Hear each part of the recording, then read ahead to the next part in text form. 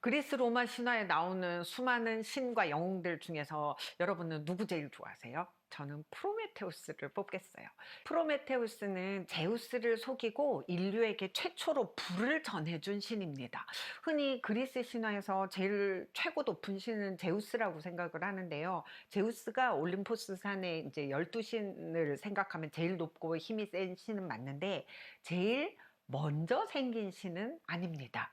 제우스가 태어나기 전에 타이탄 거인 신족이 있었어요. 타이탄 거인 신족이 제우스를 비롯해서 헤라, 하데스, 포세이돈 이렇게 이제 우리가 잘 아는 올림포스 신들하고 전쟁을 했는데요. 프로메테우스는 올림포스 신이 아니라 타이탄이에요. 타이탄 신족인데 동생 에피메테우스와 함께 제우스 편을 들었어요. 왜냐하면 프로메테우스는 미리 생각하는 자라는 뜻이거든요. 미래를 보는 능력이 있습니다. 올림포스 신들이 이길 거를 미리 알고 제우스 편을 든 거죠.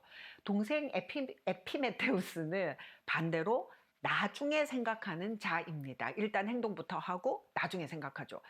시작하는 말을 프롤로그라고 하고 끝내는 마무리를 에필로그라고 하잖아요. 프롤로그는 미리 생각하는 자, 프로메테우스에서 나온 말이고 에필로그는 나중에 생각하는 자, 에피메테우스에서 따온 말입니다.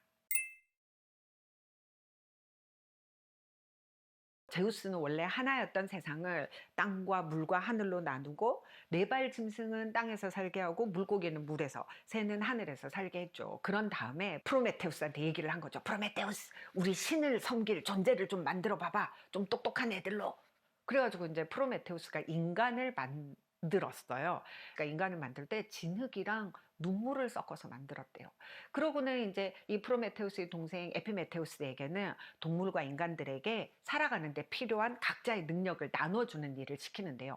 이 에피메테우스가 새에게는 날개를 주고 사자나 호랑이 같은 네 발 짐승한테는 이빨과 발톱을 주고 거북이에게는 이렇게 딱딱한 등딱지를 주고 뭐 하여간 각자 동물들에게 세상을 살아나가는데 의지가 되고 이렇게 무기가 될 만한 것들을 다 나눠줬단 말이에요. 근데 이 에피메테우스는 너는 이거 너는 저거 이렇게 딱딱 계획을 세워서 찬찬하게 나눠준 게 아니라 좀 막 줬나 봐요. 이름이 나중에 생각하는 자잖아요. 일단 주고 막 나눠주다 보니 인간에게 줄 게 없는 거예요. 프로메테우스 형 어떡하지? 인간한테 줄 게 없어. 프로메테우스가 고민 끝에 인간에게 불을 주기로 합니다. 불이 있으면 춥지도 않고 음식을 구워 먹을 수 있으니까 건강에 좋고 금속을 녹여서 무기를 만들 수도 있겠죠. 인간이 강한 힘을 갖게 된다는 뜻입니다. 근데 문제는 제우스가 절대 인간한테 불을 주면 안 된다고 진작에 말을 했거든요. 인간이 불을 갖게 되면 교만해져서 신도 우습게 볼 거라는 거죠.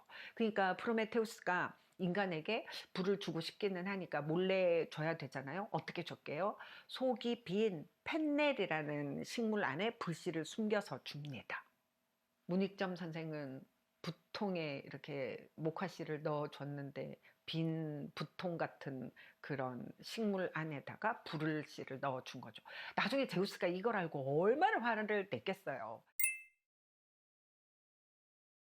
여기에다가 덧붙여서 또 프로메테우스는 자기는 미래를 볼 줄 알면서 제우스의 미래에 대해서 뭔가 중요한 사실을 알면서도 힌트를 안 줍니다. 이러니까 열받은 제우스가 프로메테우스를 저기 이제 요새로 따지면 러시아 지방이라고 해요. 코카서스 산에다가 묶어놓고 매일 독수리로 하여금 프로메테우스의 간을 뜯어먹게 하는 벌을 내립니다. 원래 간이 회복력이 좋잖아요. 하루 종일 독수리에게 뜯기고 밤에는 간이 재생되는 거예요. 그러면 그 다음날 낮에 또 독수리한테 뜯기고 밤 되면 간이 또 재생되고 낮에 또 뜯기고 이 정도면 고통스러워서 살려달라고 이렇게 빌어야 되는데 프로메테우스는 끄떡도 안 합니다. 오히려 이렇게 얘기했다고 해요. 네가 할 수 있는 만큼 더 강하게 더 세게 번개로 나를 쳐라. 내가 죽나 봐라. 내가 불하나 봐라. 나를 괴롭혀 봐라. 이렇게 프로메테우스는 인간에게 불을 준 일을 후회하지도 않고 그렇다고 제우스에게 용서를 빌지도 않습니다. 자기가 하고 싶은 일을 하기 위해서라면 뭐 고통 견딘다. 내가 기꺼이 견딘다. 뭐 이런 거죠. 이런 버전도 있습니다. 헤르메스가 와서 딱 한마디만 하면 이 고통에서 벗어날 텐데 잘못했다고 그 한마디를 못하냐. 그러니까 프로메테우스가 이랬대요. 요 정도 고통만 견디면 하기 싫은 말 안 해도 되는데 너는 왜 그렇게 비굴하냐? 그러니까 이런 프로메테우스를 보고 독일의 대문호 괴테가 너무너무 감동을 받은 거예요. 최고 권력자에게 맞서는 어떤 고독한 영웅. 그래가지고 이 프로메테우스를 여러 작품에 등장을 시키는데요. 저는 그중에 어떤 시를 되게 좋아하는데 한 구절 읽어 드릴게요. 여기 나는 앉아 인간을 만든다. 나와 같은 형태로. 나와 닮은 이 종족은 고통받아 흐느낄 것이고 기뻐하고 즐거워할 것이다. 그리고 당신의 뜻을 더는 받들지 않을 것이다. 나보다 더. 고통을 느끼는 만큼 기뻐하고 또 그만큼 즐거움을 느끼는 존재, 인간입니다. 프로메테우스를 그린 서양 명화는 진짜 많아요. 규스타프 모로가 그린 프로메테우스를 저는 제일 좋아하는데요. 왜냐하면 제일 성깔 있어 보여가지고 눈빛이 막 이글이글하죠. 이 프로메테우스에 비하면 왼쪽에 있는 독수리는 어쩐지 좀 약간 대머리 독수리 같은 게 약간 비굴해 보이고요. 루벤스 그림도 멋집니다. 규스타프 모로의 독수리와는 다르게 이 루벤스의 독수리는 너무나 강력하고 힘세 보입니다. 하지만 프로메테우스도 만만치 않습니다. 마치 독수리한테 이렇게 간을 쪼임을 당하고 있는 것이 아니라 한판 붙어 싸우는 것 같죠. 독수리가 제우스의 신을 상징하는 새잖아요. 마치 독수리가 아니라 제우스와 프로메테우스가 한판 붙은 느낌인데요. 나중에 이 독수리를 이 헤라클레스가 죽여주거든요. 그때서야 이렇게 풀려납니다.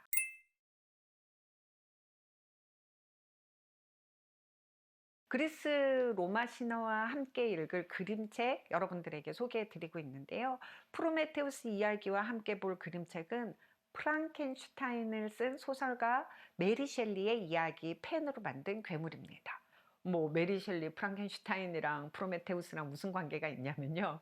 프랑켄슈타인 이렇게 제목은 누구든지 알지만 읽어본 사람은 참 드문 이 소설의 원래 제목이 프랑켄슈타인 현대의 프로메테우스입니다.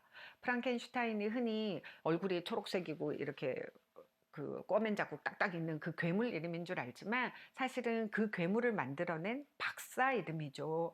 진흙과 눈물을 섞어서 인간을 빚은 프로메테우스처럼 프랑켄슈타인 박사도 시체를 꿰매고 천둥 번개로 생명체를 만들어냈다 이런 뜻이겠죠. 현대의 프로메테우스로 얘기를 하는 제목이 또 있습니다. 영화 오펜하이머 아시죠? 영화 오펜하이머의 원작 제목은 아메리칸 프로메테우스입니다. 뭔가 무시무시한 것을 만들어내고 세상을 바꾸는 존재를 만들어내는 게 프로메테우스랑 비슷하다 이런 뜻일 텐데요. 펜으로 만든 괴물은 제가 원래 워낙에 좋아하는 책이라서 나중에 다시 한번 더 말씀드릴 기회가 있을 것 같아요. 17살 나이에 프랑켄슈타인이라는 어마어마한 괴물 이야기를 쓴 메리 셸리에 대한 그림책들은 나중에 따로 모아서 한번 보여드리고 싶고요. 프랑켄슈타인 관련 그림책 중에 사실 가장 원작에 충실한 것은 크리스 몰드 작가가 그린 프랑켄슈타인입니다. 문학동네 출판사에서 나왔는데 이게 원작을 굉장히 잘 살린 그림책이거든요. 그런데 이런 그림책은 찾는 사람이 없어서 그런지 절판이에요. 도서관에서 보시면 꼭 한번 챙겨 보시기를 바라고요. 그리고 좀 이 그림책 괜찮은데 싶은 책들이 있으면 언제 절판이 될지 모르기 때문에 있을 때 사시기를 추천합니다.